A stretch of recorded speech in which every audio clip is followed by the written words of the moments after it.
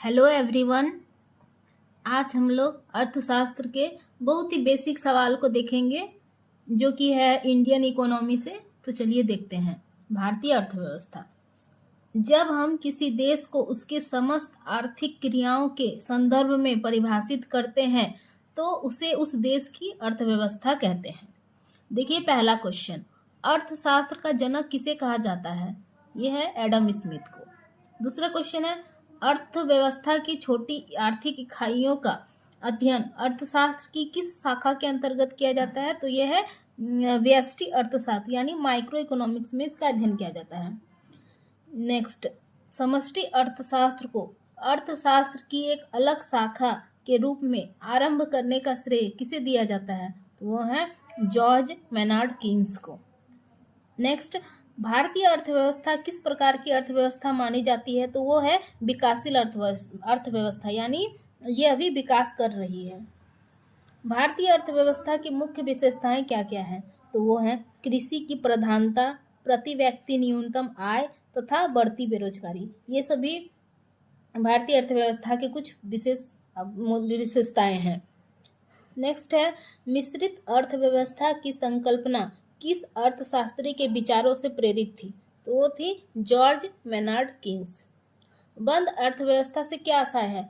बंद अर्थव्यवस्था यानी क्लोज्ड इकोनॉमी, जिसका अर्थ है न ही एक्सपोर्ट होना और न ही इंपोर्ट होना, यानी आयात निर्यात गतिविधियां ये सब कुछ नहीं होना। जैसे कुछ कुछ देशों में अभी भी क्लोज्ड इकोनॉमी है, जैसे कि साउथ कोरिया वगैरह सब में।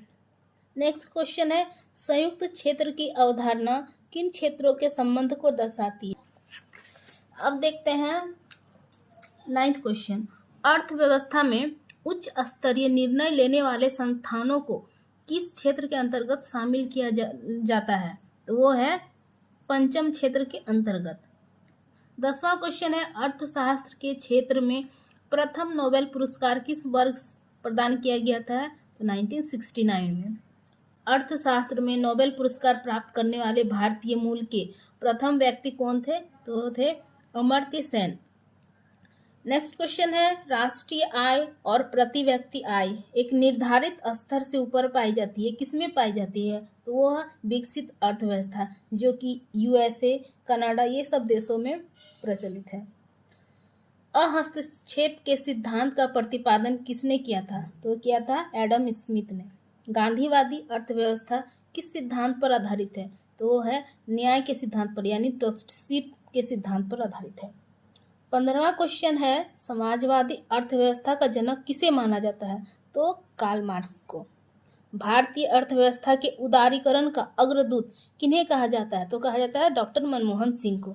अब देखते हैं हम लोग अर्थव्यवस्था के क्षेत्रक को। तो अर्थव्यवस्था के 3 क्षेत्रक है, प्राथमिक, द्वितीयक और तृतीयक क्षेत्र। तो प्राथमिक क्षेत्र जो कि कृषि से संबंधित है और इसके अंतर्गत आते हैं कृषि, वानिकी, मत्स्य, खनन, उत्खनन, ये सभी प्राथमिक सेक्टर में आते हैं। दूसरा है द्वितीयक क्षेत्र, जिसे औद्योगिक क्षेत्र भी कहते हैं और इसमें निर्माण, विनिर्माण, विद्युत, गैस पाइपलाइन ये सभी आते हैं। तृतीयक क्षेत्र इसे सेवा क्षेत्र भी कहते हैं और इसमें शामिल है परिवहन, संचार, बैंकिंग, बीमा, व्यापार, ये सभी तृतीयक क्षेत्र के अंतर्गत आते हैं।